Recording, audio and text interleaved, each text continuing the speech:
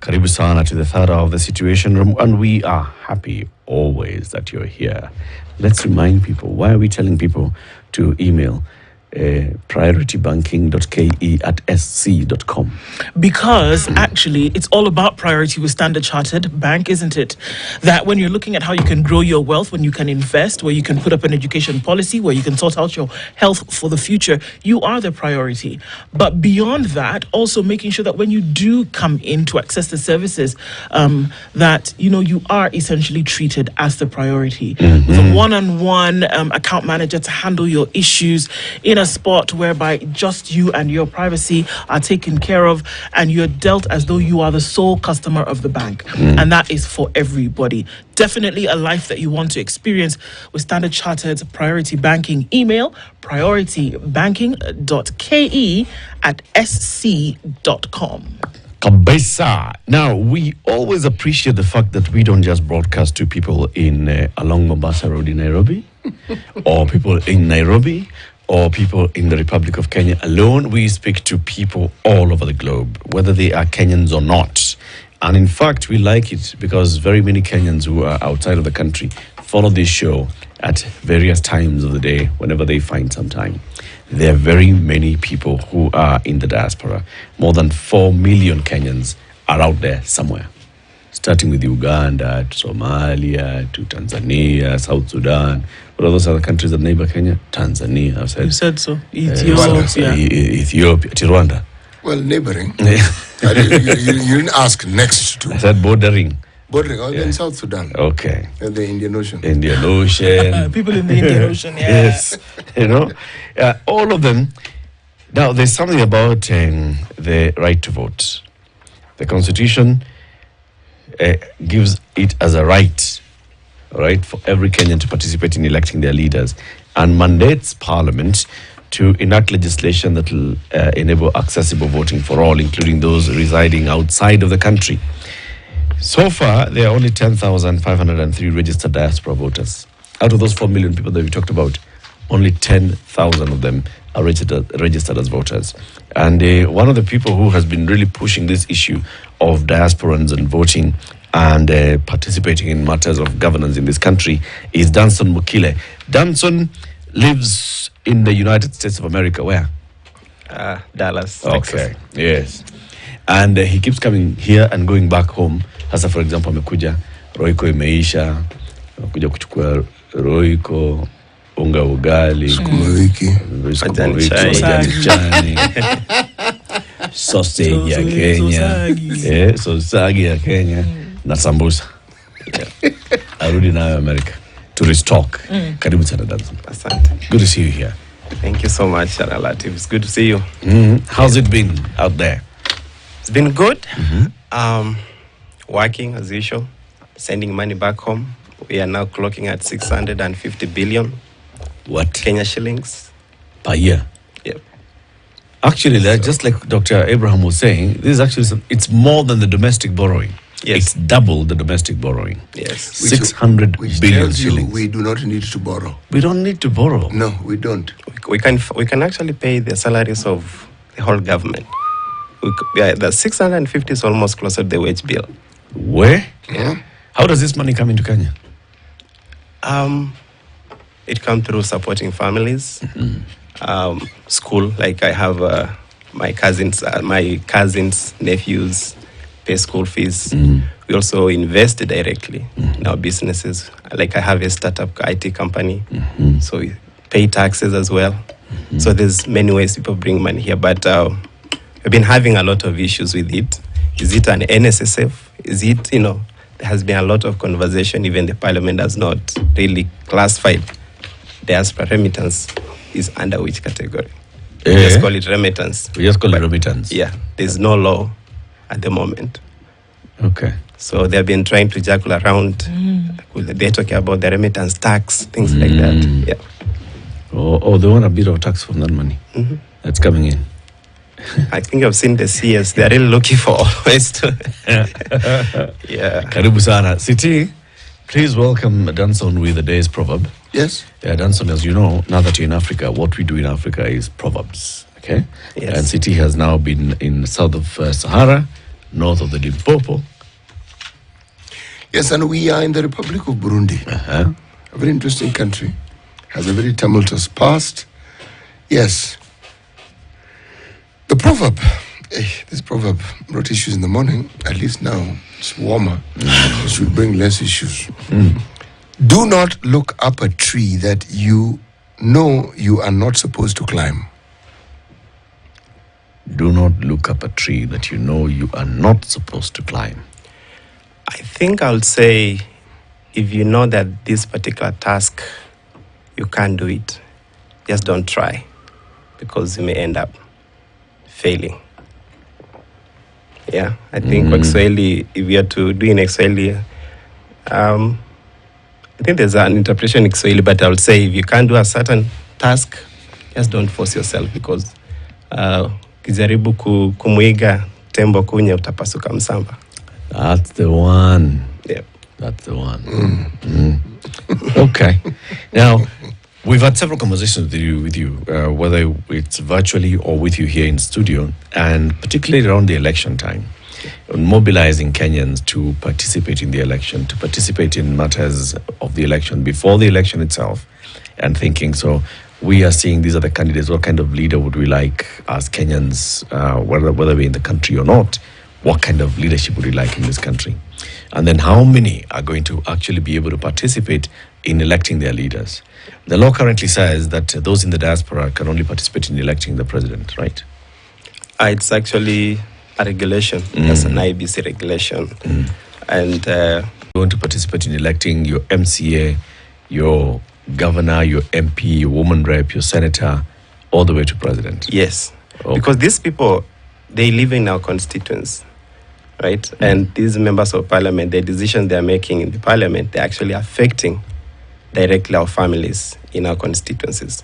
So having a right to choose them as well, it really have an impact, so that it can be like, I'll have an opportunity to listen to the people who are living outside the country as well as inside the country, because to me, to be honest, even we should not be having this parliament at all. They have really failed. Yeah.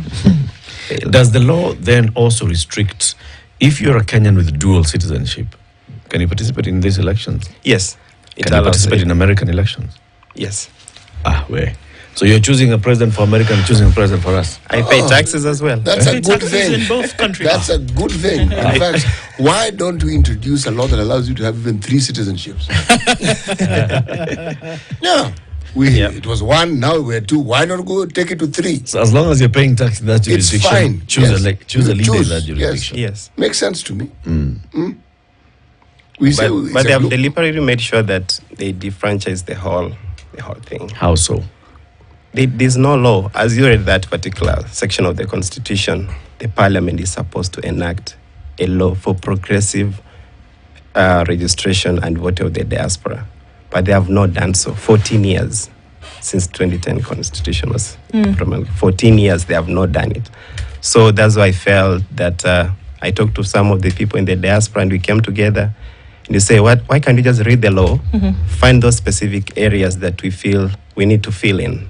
And that is why we're coming up with a proposal to amend Elections Act 2011 so Okay. that we can anchor the diaspora inside Okay. the law. So since 2010 Constitution, you said they've not done it. What is it? Nothing at all as concerns diaspora involvement? Nothing. When you say it has not been done, what has not been done? There has not been any proposal in Parliament towards this. The only thing that has saved us is the judiciary. We have been going to court. The diasporians have been going to court. Then you get a court order telling IBC do this and this. But there's never been a law that now directs IBC that when it comes to the diaspora, this is how you're supposed to make sure that the right to vote has been accomplished. So that has been an issue. And tumeanza mapema, we want to fix this thing early so that we get closer to 2027, you don't defranchise majority of the Kenyans in the diaspora. But there's something I find interesting here with your proposed bill, where you suggest that 2 seats, man or woman, be allocated to the diaspora through party nominations in the general election. Good suggestion. How exactly, once you are, the nomination bit it's not confusing, it's simple. Then once you are nominated, then what? Nominated where first? In the parliament and also the Senate and the counter assembly. So there has been an issue. In all legislative Yes. assemblies, Yes. you want diaspora representation. Yes. Okay. At the moment, we don't have any. We have parliamentarians who are ex-diasporians. Yeah. But when I try to talk to them, they're like, I'm concentrating to my constituency. I was elected here. But Yeah. So still, we don't have a representation, no voice in parliament. So our proposal, and that's why we propose, and people can also bring in their suggestion and how well it can be made. And yesterday we met with JLAC, and they also gave some feedback on it, including the LSK as well. Is a proposal, and it's a conversation that people really need to think about. If through nominations, through the political parties can give us a representative, then so be it. If through election, if we need to elect our own individual, which is we have to go to the stretch of amending the constitution through a referendum, which I don't think is we don't have a constitutional moment at the moment. The big boys, they are focused on something else. So I'm suggesting through nominations, then if we can go through, and that will include now amending the Elections Act, we want at least the diaspora be classified under the special groups that we have in the Constitution. as minority marginalized. Yes. Okay. This is a sensitive question. Sensitive in terms of hurting people's feelings, but it has been brought up over and over and over again. That why should folks who make the decision to leave Kenya for whatever reason, schooling, education, then make demands about governance and how things are run back home when you decided to go? It's a very popular question. I'm sure you've heard it many times. So then why is it important that folks who've decided to go and live and work somewhere else want to be involved in the decision making of what happens back home? I've always told people, we don't choose where we are born, but you can choose where to live. You have a choice, you chose to be in Kenya. So we have chosen to live outside because of the situation that is here. But majority of Kenyans who live, and I've been telling people that if you look at the situation that made people to move in the early 90s and 80s, most was political. The current one is not like that. People are looking for jobs and come back. If you look at the span of Kenyans, initially if a Kenyan will move abroad, you may stay there maybe 8 or more than 8 years before you can even hear anything. Si tulikuwa nasikia ango yetu fulani yako ngambo. Somewhere. But at the moment, in a span of 4 years or 5 years, you'll see this person still coming back. So there's been changes. And once they get comfortable, they come back. So we just want to be fair that as much as we're supporting our country in terms of governance, policy, and our remittance and investment, at least the demands you're putting ahead, they're justifiable. I've just got a question to ask, and because it's a valid question, it keeps being asked all the time. The question is, if you were born in, say, Muranga, right, and you have moved to Busia, and you're voting in Busia, should you be asked why you're voting in Busia? No. And relative on that... or even if you live in Busia, there are very many people who live in Nairobi, but they don't vote in Nairobi. They vote, they go back home to vote. Many. Yeah. So can the people in their shack say, unakuja hapa kupiga kura na hata uishi hapa? Even our members of parliament, where do they live? Si hapa tu hapa. Nairobi, they spend much more time in Nairobi. But during elections, they go back to look for votes. So it's justified. It's a good question, but we really have a good justification that as much as we live abroad, we need to have that voice. It's important to put it out there, and always as a response to those questions that do come. In terms of numbers, because then one would want to imagine why a legislative body like Parliament, then for 13, 14 years, has not done anything about this, like you talk about. So what would be the challenge in your opinion? Is it just nonchalance? Okay, it doesn't really. What would be the challenge that it has kept coming and coming? The president was in Germany with entire departments just a few months ago, and this issue came up. It did. It was mentioned. The town hall that was had in Germany, and folks were saying, okay, what happens about voting? What are we going to do in terms of nominations for representatives here in the diaspora? It happened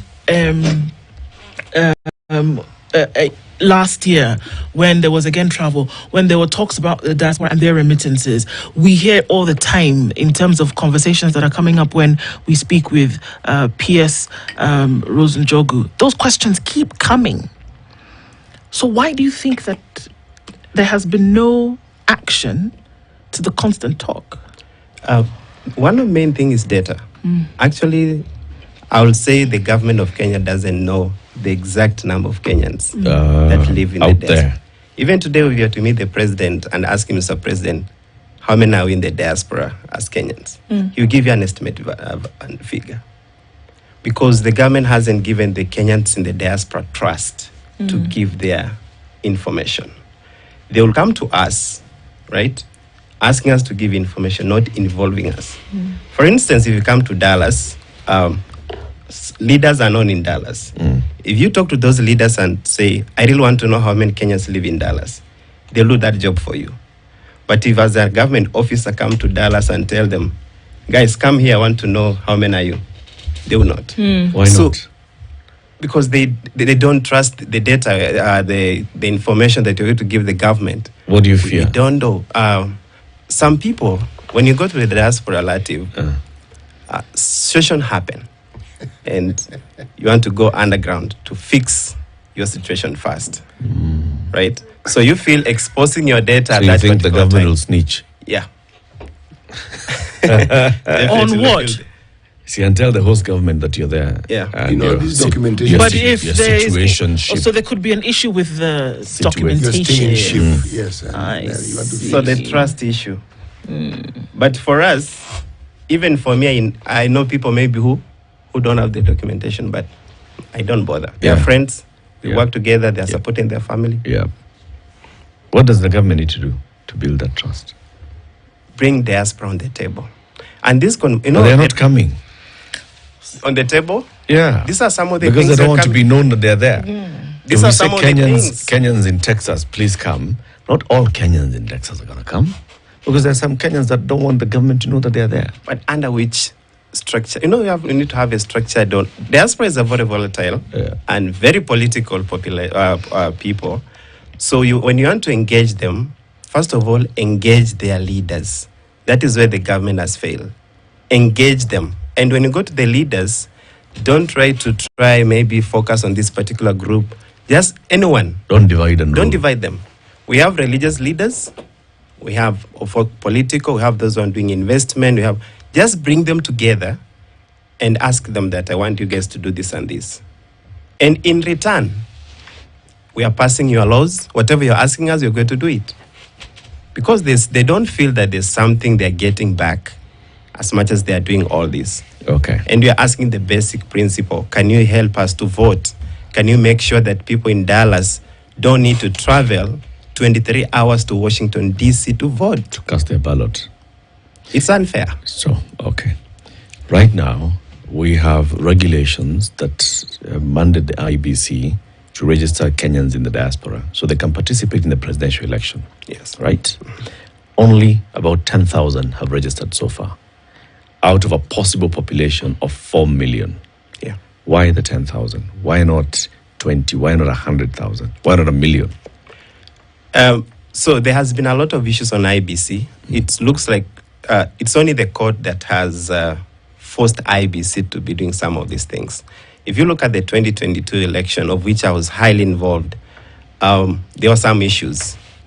Like, for instance, during registration, we are given approximately 10 days. Someone has children, is working 24, picking 3 shifts in a 14 days. How do you expect that person to change his schedule to come and register as a voter? And how's the registration happening? Physical? Yeah, physical. You've got to go to a certain office. Washington, D.C., for instance, or go to Berlin. Someone in Belgium has to go all the way to Berlin. And it's a 10-day window. Yep. Justification by IBC? No money. Capacity and resources. And that's what we're telling. We have a solution for them. We say, involve the diaspora. Come up with a program, maybe you say voluntary program. We just did the US election, and many Kenyans were actually, and congratulations to our lady in Minneapolis, Minnesota. And we volunteer ourselves. So if you come to us and say, we are IBC, we want you guys to help us to do registration, people will sign up. They will participate. But if you want to take people from here in Kenya, get visas, get them the hotel, get them the cars, rent the car, per diem, that's expensive. But if it's me, I'll just get my car, drive to maybe one of the stations, let's say the church in Atlanta, Bishop Yen. Set up out there. Set up a hema kidogo, Wakenya wanakuja, I register them. Okay, so one would expect, or one would assume that the numbers that we see, whether it's numbers in terms of population, I mean, you mentioned 70,000 strong Kenyan population in Dallas alone. Yeah. And if you're looking at other major cities where a lot of Kenyans go to, Minnesota, Washington, in Seattle, you're looking at Atlanta, huge populations. We're talking about hundreds of thousands of Kenyans in the US. Yeah. So those numbers, significant. 650 billion shillings every year in remittances, significant number. I mean, we talk about not having to borrow if that money was now seen. So we're looking at significant numbers. We're looking at significant spheres of influence. So then one must ask, why is it not prioritized? Because for me, it's an issue of priority. If you took those numbers and they were able to equate to significant change, right? Whether it was now that you had a whole bunch of people who were at the table and they were saying, you know what? We're going to insist now that our money comes back to Kenya in order to do 1, 2, 3. And we're going to see how now this can be formalized, right?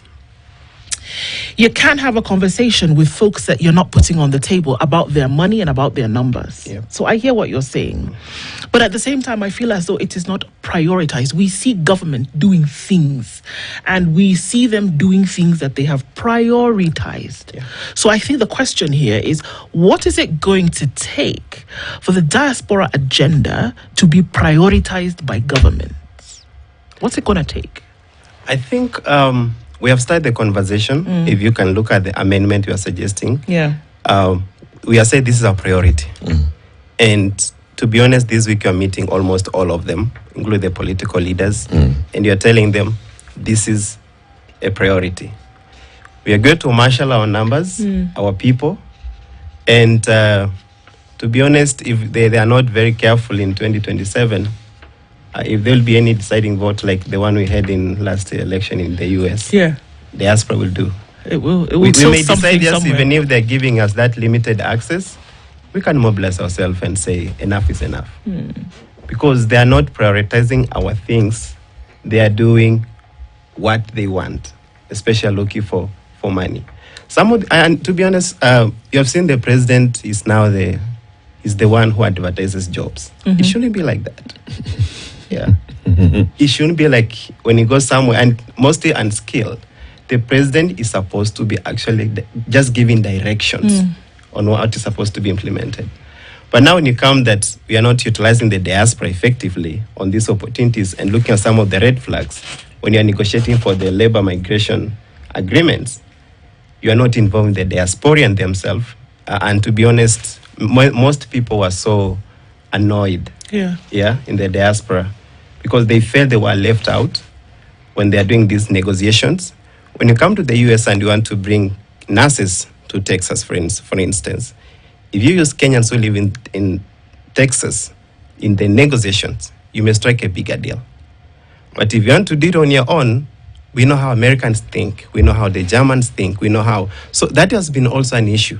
And we are hoping there could be some changes that the diasporans are brought on the table in every conversation because we are the taxpayers. Yeah. Not controls you. 28 minutes to 9. We are hosting Danson Mukile, who is a diaspora affairs strategist and leader. He and a few others, and he'll tell us how many, have a proposal to amend the Elections Act so that we can allow more and more Kenyans to participate in elections. Out in the last election of 2022, out of 66 missions that Kenya has globally, Only 12 countries participated in the election, 18 polling centers, 10,503 Kenyans voted. 10,503 Kenyans are registered as voters. 6,000 voters. Only 6,241 voted. That's about a 59.4% turnout of voters. So what is it that can be done to then have more and more Kenyans who are in the diaspora? And diaspora is from next door here, Tanzania, going all the way to Papua New Guinea, right? And making sure that all of them can participate in choosing their leaders in this country. 27 minutes to 9. We'll be back shortly. This is the Situation Room, the only way to start your day. Chilled Spice.